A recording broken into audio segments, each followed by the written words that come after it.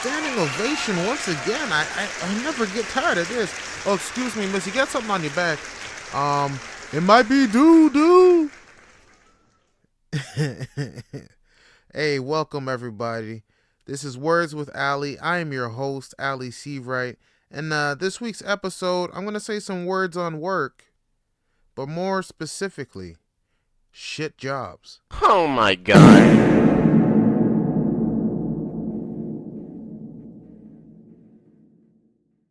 See, now I worked in construction for over 14 years now. And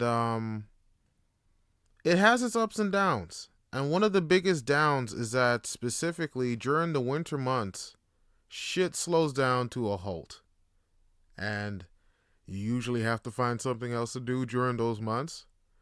And a lot of the time I'd be playing video games and just chilling. But sometimes I'd find myself an extra job. And, yeah, some of these jobs weren't the best paying. A lot of them had no benefits or future or any reason to keep going back there other than the fact that, like, I needed money. Now,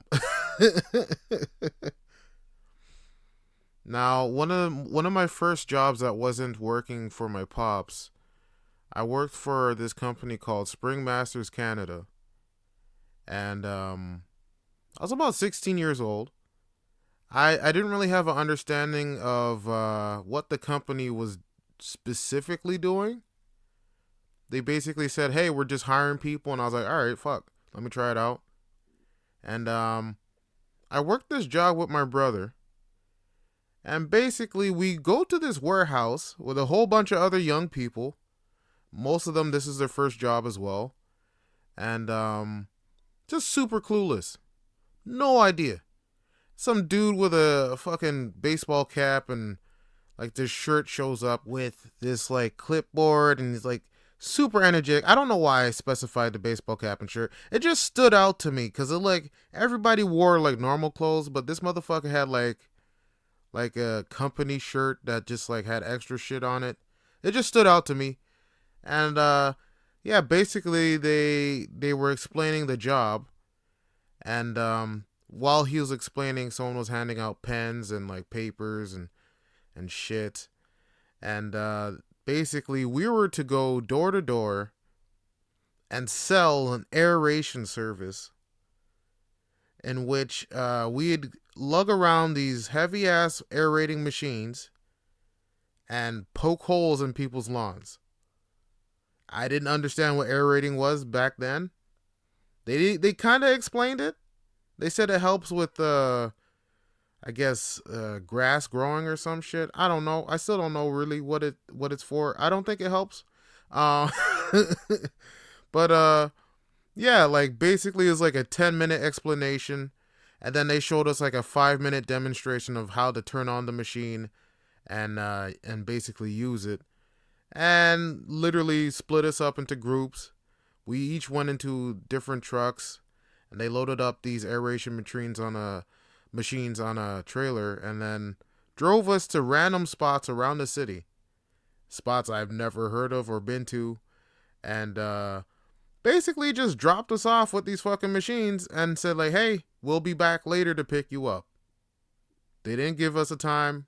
They said we'll just be back later. And yeah, it was fucking interesting. Cause they gave us a script to read, and like it wasn't much words, and it was not adaptable to people's responses at all. And yeah, some people were they asked a lot of questions.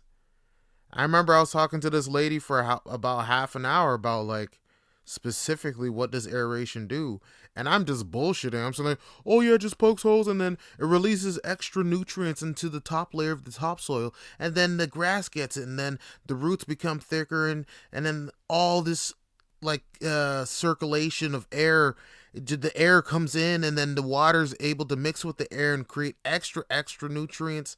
And like, I'm just talking shit, I don't know, I'm just trying to sell this shit. And like, she said yes, and that was the first house I went to.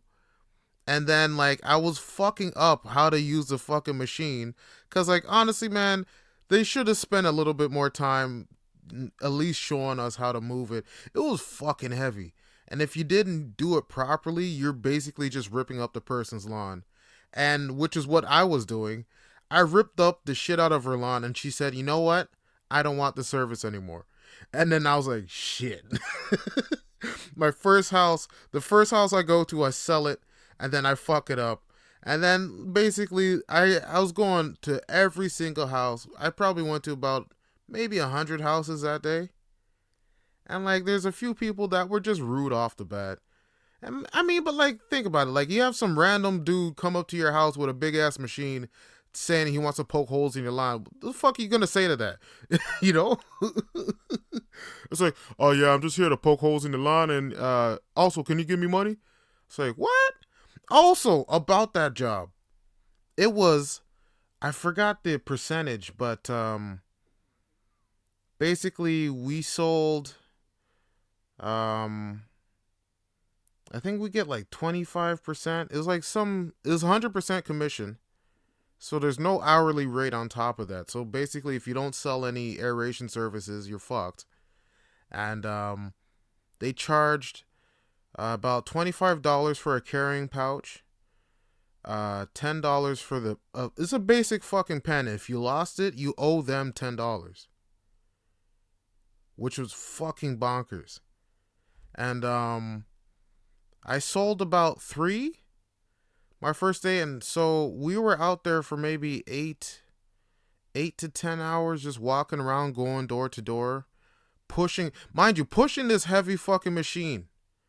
People are walking past us on the sidewalk, and we just look fucked. It was not the way to do it. Like, honestly, it was so sketchy.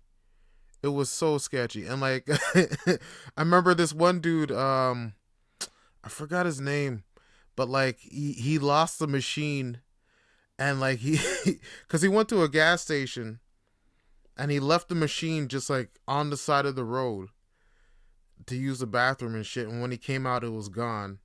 And then he was losing his shit. He found me. We were in the same area, and he's like crying and shit. And he's like looking at me, he's like, yo, what do I do, man? Can I use yours? I'm like, nah, man. What the fuck? I have no idea how much these fucking machines cost. I have no idea. They're like some super beefed up fucking lawnmower things. So I'm assuming it's like, yo, at least a few hundred for each one. And this guy's crying and shit. And I'm like, yo, bro, I'm sorry, bro. I ain't got nothing for you. Yo, do you got somebody's number to call?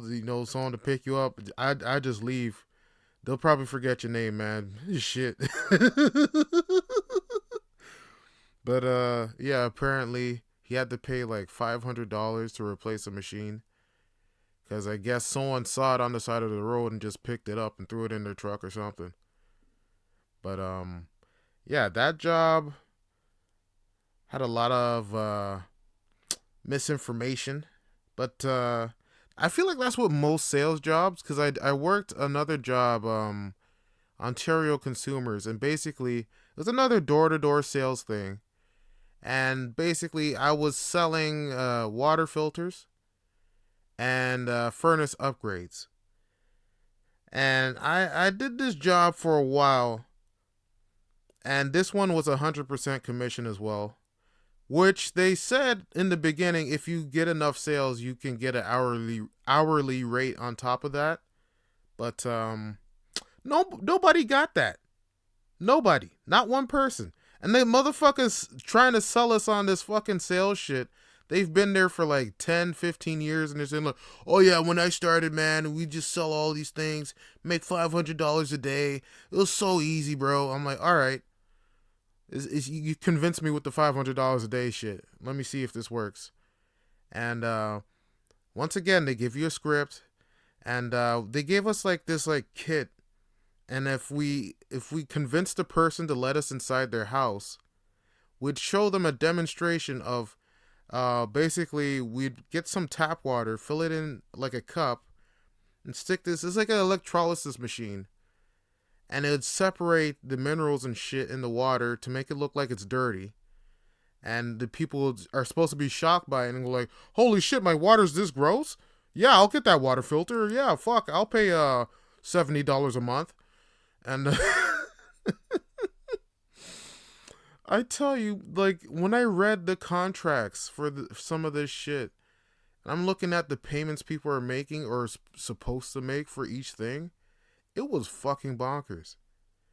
And like for the furnace upgrades, that was one thing. Like the furnaces that they were trying to upgrade, I'm doing air quotes, you can't see it, but like basically the furnaces were pretty cheap. But the way they had the payment plan, people would be paying like $100-something a month for like over 10 years. Like literally after the first 2 years, you would have paid off the furnace, but in the contract, it was like some bullshit. And like, I started feeling bad about trying to sell these, and then honestly, like it was awkward. You couldn't do it nowadays because like the whole panoramic and shit. But like people letting me into their house just because I had a fucking name badge was crazy. It was crazy. Like a lot of people let me inside of their house. They should not have let me inside of their house. I like, bruh. It's like, oh, you have a name badge? I trust you. It's like, what? What kind of logic is that? I don't work for Enbridge. I don't work for some like big water companies. Bruh. But that job didn't last long because, you know, of course, with sales and 100% commission, like, you can't sustain that unless you're getting fucking sales. And yeah, not a lot of people are trying to buy fucking water softeners and water filters and furnaces. They're just trying to fucking chill out. But you know, sales is not the only sketchy job out there. I did end up digging ditches for a dude that got a contract from the city of Toronto. And I don't know how he got the contract, but he didn't have enough money to get an excavator. So basically, he just hired a bunch of people off of Kijiji and other websites to be his excavator. And so he'd pick us up around like 5:30, 6 a.m. in the morning, bring us to like some dirt fucking road. We'd have shovels, pickaxes, and basically we'd be digging just like on the side of the road, making a fucking ditch. And we just did that for like 12 fucking hours. And it was fucking sketch. Like he'd drop us off and then he'd leave. He wouldn't even supervise anything. He'd just tell us, it's like, yeah, just dig.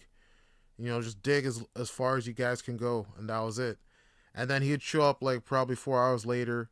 He'd bring some food. That was the only good thing about it. He'd bring us some food and shit and see how everyone's doing. And then he'd leave again. We continue digging. And he paid us like $80 each for a full day of fucking digging. Now, I don't know if you guys ever tried digging a fucking ditch, but it is back-breaking fucking work. And I don't know why I did this. I literally could have found anything else, something easier. But I figured, you know what? I want to get into better shape, and I'll make some money on the side too. That's what I was thinking back then. Fucking stupid. Fucking stupid. Yeah, I didn't do that for too long, obviously, but it was fucking interesting. But that leads me into more back breaking work. working warehouses. And some of these warehouses, they weren't structured like they are now. So like they'd have you doing shit where you would definitely need a pump truck to move, or at least like something mechanical to lift it, like a forklift.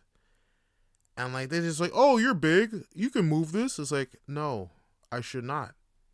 Where's WSIB? Where's my PPE? Y'all give me some thin ass gloves. It's like, what's going on? Cause like literally, one of these warehouses I worked at. I'm not gonna say the name of the place, but they had this really old dude. I don't know how, he's definitely late 60s, early 70s, and he's like lifting this heavy shit. And this other guy that was working at the company for years would always fucking yell at this dude so much. And it made me very uncomfortable. Like, I was struggling with it, and I was like 50 years younger than this guy. Why are you yelling at him? He's trying his best. It broke my heart. Like, this dude struggling, like, like, I can't lift. And this guy's like, "You fucking move it! You piece of shit! Why aren't you moving this? We gotta put this over there! Put this in the corner! The corner! The corner!" And it's like yelling. I'm like, "Bro, chill out. What are you on? This motherfucker's geriatric. Like, chill out. He's gonna break everything in his body. Holy shit. Why is he here?" Why is he here? But like, that shit tripped me out. And like so many other places, like I worked with my cousin, Hudson Bay Company. I'm not even gonna sugarcoat nothing. We worked through this agency called the People Store. By the way, the name People Store is fucked. That is a fucked up name. People Store? What, you selling people? Slaves? Like, bruh. I never even clued into that until I started thinking about it recently. I'm like, bruh, I literally work for an agency called People Store. Just selling people. I was fucked up. And basically they treated everybody like they were thieves. And we had to go through like this metal detector. They checked our backpacks every time we left the building. And it was just very uncomfortable. Plus, we were just like working with very little supervision or training. And we're just like folding shit and packing shit, like order picking. But it was very, like, they should have had a machine for some of this shit. And it was just very ghetto and just shitty. And mans were on desperate times. That's why they were working there, you know. Like, you know, sometimes, you know, you just gotta do what you gotta do, but like, that ain't it. That ain't it. As well as worked for another agency, Labor Source. They put me on some bullshit jobs. That was not fun. A lot of those jobs we did. And one of literally the last job I did for them, I was working at the Metro Convention Center downtown Toronto, and we had to organize this like big convention. Till this day, I don't even know exactly what it's about, but these people came from, I think, San Francisco to organize their own event. And I was a supervisor. And basically, for no extra pay, no extra benefits, I had to coordinate like over 50 people. I had to sign them all in, get all their names, the times they came in, and then organize all of this shit for them to work. And it was pretty bullshit. It's pretty bullshit. And the people there that were organizing the event, they treated us like shit. They treated us like dog shit. Like literally dog shit. I'm like, bruh, how you gonna come to our country and treat us like this? That is fucked up. That is fucked up. But I will say the only good thing that came out of that was I met some dope people there. And shout out to y'all. And I ain't gonna name drop nobody, but like you know who you is. But one of these the funny moments we were working, there's this big dude, should I change his name? No, fuck it. Michael. He's a big dude. He's a little bit bigger than me. I'm already a big dude. And he's sweat profusely, and he had a little bit of bo going, well, which is understandable. We're all working hard. We're all moving shit. You know, some heavy shit's getting moved, and you're bound to get sweaty. But we're near the end of the day, and I was trying to move some shit, this really heavy thing, and he was helping me. And he lifted his arm, and like I just got a whiff of just hateful smell, just spite, hatred, and just depression, just wafted out of the armpits. I was, ugh, ah. Even thinking about it is like, ah. And I fucking gagged. I was like, whoa. And he looks at me. He's like, "Are you okay?"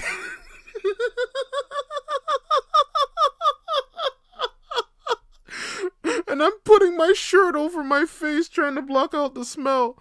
I'm like, "Yeah, man, I'm just gonna move over to this corner and move this shit, bro. You just stay over there for a second. I just need some space.